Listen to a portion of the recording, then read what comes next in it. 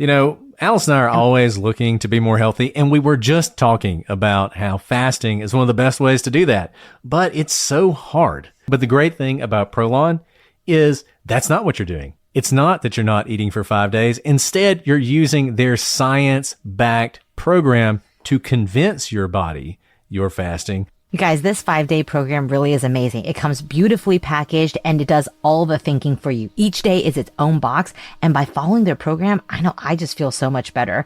And I can't wait to experience Prolong Next Gen and continue to see results. For a limited time, you can be first in line to experience the new Next Gen at special savings. Prolong is offering the Prosecutors listeners 15% off site-wide plus a $40 bonus gift when you subscribe to their 5-day program. Just visit prolonlife.com/prosecutors. That's PROLONLIFE.com/prosecutors to claim your 15% discount and your bonus gift. prolonlife.com/prosecutors. I'm Alice. And I'm Brett. And this is the Prosecutor's Legal Briefs.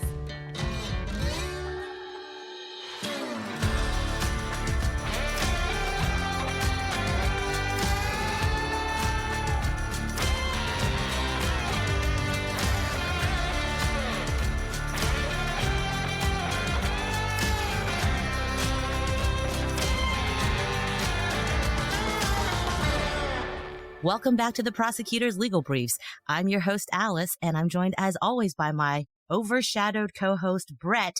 Because, Brett, who do we have here with us today? Alice, we're so honored to have Nancy Grace on the show with us, the legend, and I just can't tell you how excited I am for this discussion. Nancy, welcome. Thank you for joining us. Thank you so much for inviting me. It's a huge honor. Thank you. Well, Nancy, the honor is all ours. We are so excited to have you for even a moment, but I know our listeners would absolutely just love to hear more about you. You have been ever present in my life in terms of ever since I could watch TV. I think I've watched you. And kind of jumping into that, this is a crowded field, true crime reporting, and it's become even more crowded in recent times. You have been the voice that has really endured through decades and through some of the most famous cases, some of the most important cases of our generation. We would just love to hear how you got into this, because this is a difficult and exhausting field to be in, and what drives you day in and day out to wake up early and speak to people like us, and then to continue to report on these important cases. Wow, that's a big question. And I'll try to sum it up quickly because there are so many cases out there that need our attention. I hate to focus on my story when all of these cases are happening now, and crime victims' families really do not have a voice. Under our Constitution, as you guys know, the defendant is protected. The victim is not. How did I get into this business? Well, I was just recently at CrimeCon, and when I mentioned that I majored in English Shakespearean literature to become a university professor, I said, "You're doing it too." Everyone started laughing, and I didn't know how to take that, but I took it in the best light possible. But that was what my plan was. And as I often say, whenever people make plans, somewhere an angel is laughing because they have a completely different plan. I continued in my studies, and just before our wedding, my fiance was murdered. I say random. What happened? Keith had a summer job at a construction site. He was majoring in geology and already had a job lined up in Colorado. He was finishing up, it's his senior year, and on the construction site, a guy had been fired about a week before Keith started his job. The guy returned to the site, saw the company truck that Keith was in, and unloaded. He shot Keith 5 times in the face, the neck, and the head. Well, my world exploded, and I dropped out of school, and it was the worst time in my life. I don't really remember coming out of it, but I did come out of it to an extent and decided to go to law school. And all of my energy was then focused on getting in and out of law school to become a felony prosecutor. That's what happened. And then after trying some of the most difficult cases imaginable, you made this transition to where you're not just in a courtroom, but you're speaking for victims on one of the broadest platforms possible. How did you make that? And did you ever imagine yourself being someone who's talking on television to millions of people? No, I never intended to be on air. This is what happened. I didn't really make a transition. A transition was forced upon me.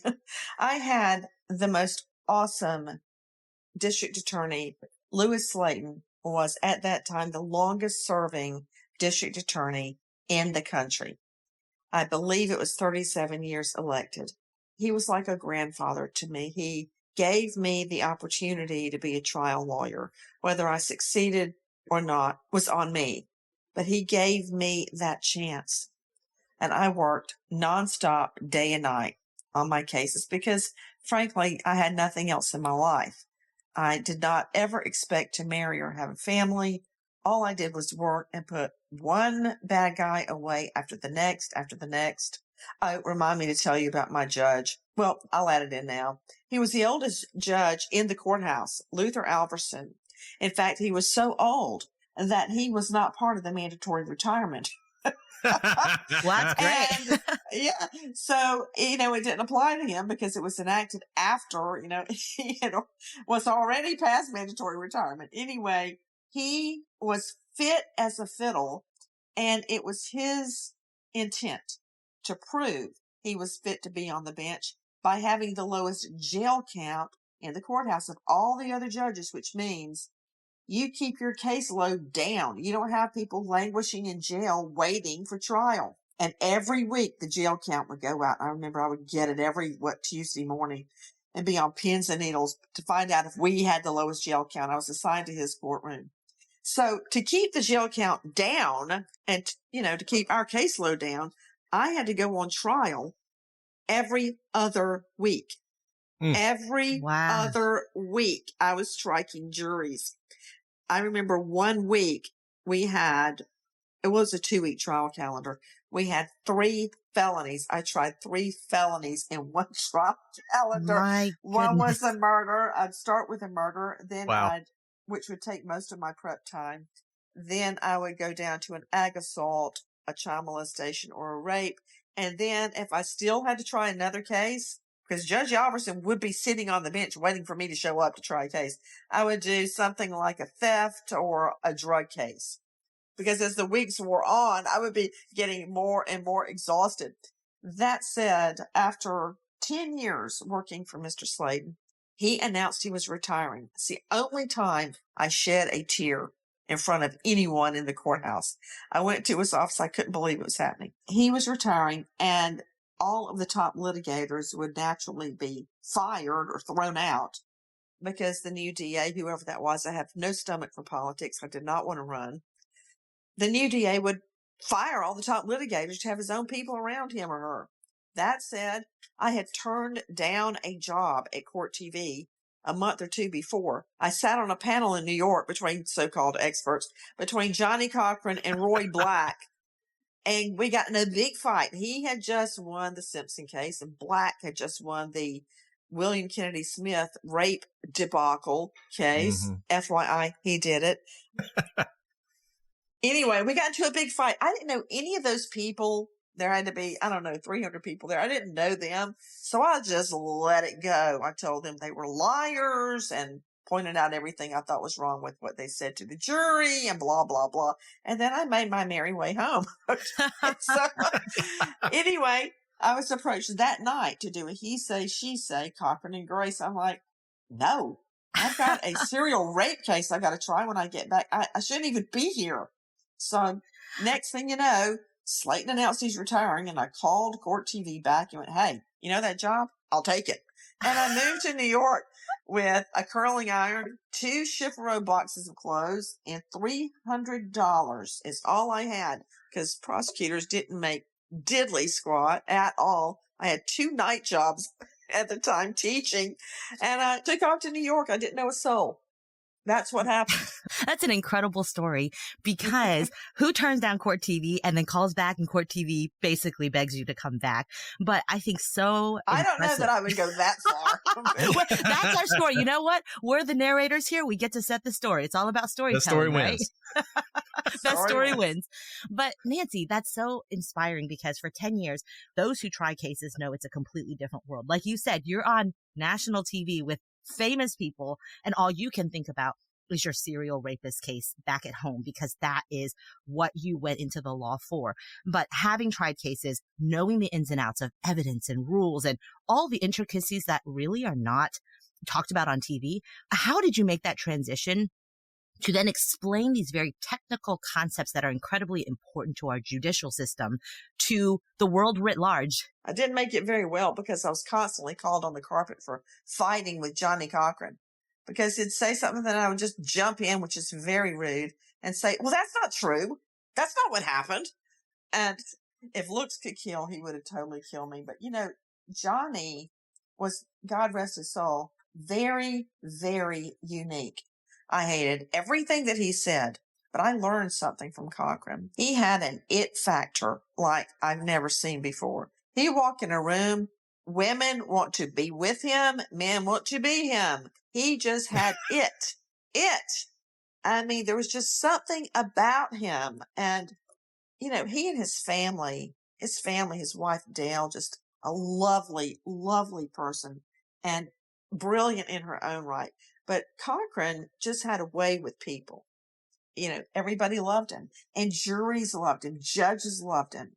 And so just think about it. If you're on a jury and you have one lawyer you can't stand and one lawyer you love, of course, you're going to naturally believe what that lawyer says. And I really think his charm factor had a great role in winning the Simpson case. Wait, where was I? Oh, yes, that. I got called on the carpet all the time for interrupting him, which was very rude on my part, for correcting him, for fighting with him. Yeah, that happened. and you've mellowed so much since then. So, it's hard to even, right. It's hard to even imagine that. Yes, I've mellowed.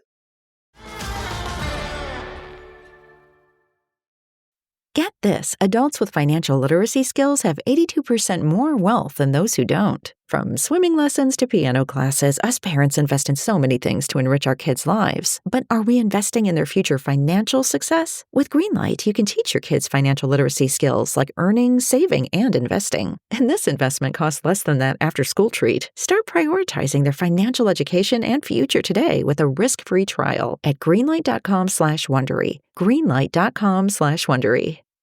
Ryan Reynolds here from Mint Mobile with a message for everyone paying big wireless way too much. Please, for the love of everything good in this world, stop. With Mint, you can get premium wireless for just $15 a month. Of course, if you enjoy overpaying, no judgments, but that's weird. Okay, one judgment. Anyway, give it a try at mintmobile.com/switch. Upfront payment of $45 for 3-month plan, equivalent to $15 per month required. Intro rate first 3 months only, then full price plan options available. Taxes and fees extra. See full terms at mintmobile.com. This is a mini meditation guided by Bombas. Repeat after me. I'm comfy. I'm cozy. I have 0 blisters on my toes. And that's because I wear Bombas, the softest socks, underwear, and t-shirts that give back. One purchased equals one donated. Now go to bombas.com/Wondery and use code WONDERY for 20% off your first purchase. That's BOMBAS.com/Wondery and use code WONDERY at checkout.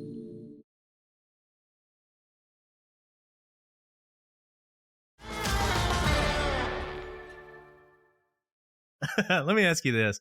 Back in 2004, you wrote a book called Objection: How High-Priced Defense Attorneys, Celebrity Defendants, and the 24/7 Media Have Hijacked Our Criminal Justice System. And I got to imagine with the rise of social media, you've seen that problem become even worse. What are your thoughts about the way crime is covered now, and with this rise of YouTube and TikTok and all these other people who are commenting on cases? Okay, number one, I don't give a flying fig about how anything is covered. I don't care. All I care about is what a jury hears. Now, if a jury hears coverage, which they are not supposed to, then it matters to me. But what a bunch of talking heads are saying about a case does not amount to a hill of beans. It doesn't matter. It's just like rolling down your window on 3rd Avenue in New York and yelling out of it. It doesn't matter. All that matters is what the jury hears, what they think. That's all that matters. Do you think there's a danger of juries being more susceptible to social media? It's easy to turn off your TV or not read your newspaper, but maybe it's harder to not read Facebook. Well, you have to take your oath very seriously. But we do know that jurors don't always do that. Yeah, I think that honestly, the best way to do it is to sequester jurors, but I never wanted a jury sequestered. Why? They hate it. And the more you put them through pure hell, the less likely they are to reach a verdict of any type. They'll hang because they're miserable.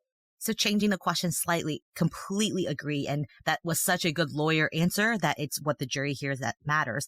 But changing into kind of what we look into in terms of reporting, have you found the rise of anyone can have a hot take on TikTok, on YouTube, affect those that you interview, whether it be victims or victims' families, in terms of how their perceptions are shaped by what the media is saying? And I'd love to hear how that's changed over the years and what you've seen. Oh, my goodness. Well, of course, over the years, when social media didn't exist to the extent that it does now, everyone whined and complained that the newspaper or the TV was affecting the jury.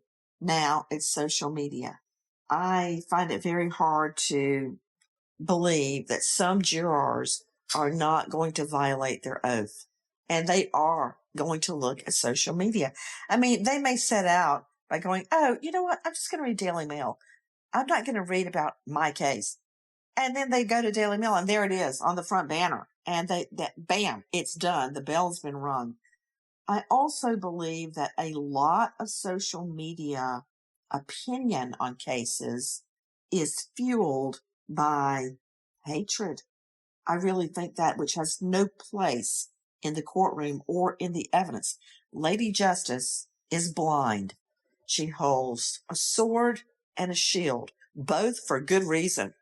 But she is to be blind to the race, the sex, the religion, the education, the economic grade of every victim and defendant. And social media is not like that at all. So you've been the voice for victims since before you were on the air, since when you were a prosecutor. Do you have any words of wisdom for people like us who are struggling through this to try and be a voice for victims, people who are creating podcasts or YouTube videos or whatever, to do that in a way that is respectful? Yes, I do. One word: persevere. Because the moment you let them drag you down, the world is losing a voice for everything that is good and right. If you let them drag you down, I mean, don't listen to quote them. If you listen to quote them, no dream will ever come true. No task will ever be completed. You might as well just go hide under your bed, because people are going to hate you for taking a stand, for saying what you believe. They're going to hate you. Why? I don't know why. I'm not a shrink. I don't know why there was so much hate and vitriol, but it's a reality, and you must persevere. And as I always say, in the words of my beloved William Shakespeare, to thine own self be true. Don't change to make other people like you. You're not going to walk away crowned Miss Sweet Potato. That's not going to happen. People are going to disagree with you. Accept it. Accept it. You'll be known by your enemies. Remember that. Well, Nancy, I think there are no greater words to end on with that. We know your time is precious. We do not want to keep you from getting to speaking for the victims as you've done for so long. But before we end, do you have any parting words before we sign off? Yes, I want to thank you for having me on today. You could have had so many characters on today, so many people, close to trials, that could give you the ins and outs. So I feel very honored to be on with you. And I think you should be so proud of what you're doing. Moving right into, in about 8 minutes, the discussion of the Madeline Soto case. And it's very disturbing, about a 13-year-old little girl that was murdered by mommy's boyfriend, according to me and according to police. And I'm very distraught, not only about that case, but I want to put awareness out there. So maybe one child can be saved. Amen to that, Nancy. And really quickly, just as a fellow woman prosecutor who came many years after you, I just want to thank you. You've set an example for women in the courtroom, women on TV, not being apologetic for our voices.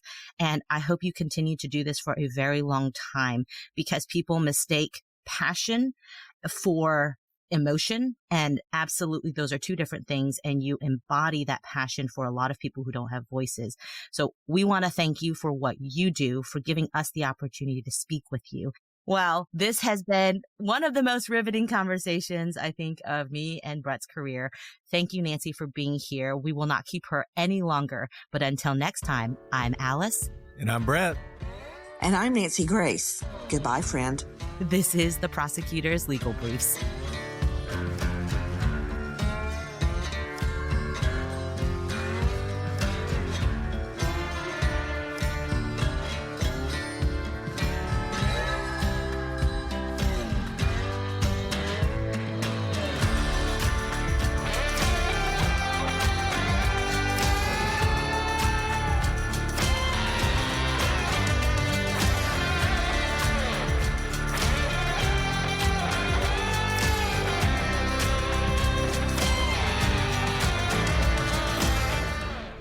I always tell myself I'm not going to get fiery, and then I get fiery. It is. I wish I were Italian, but it's the Italiano in me.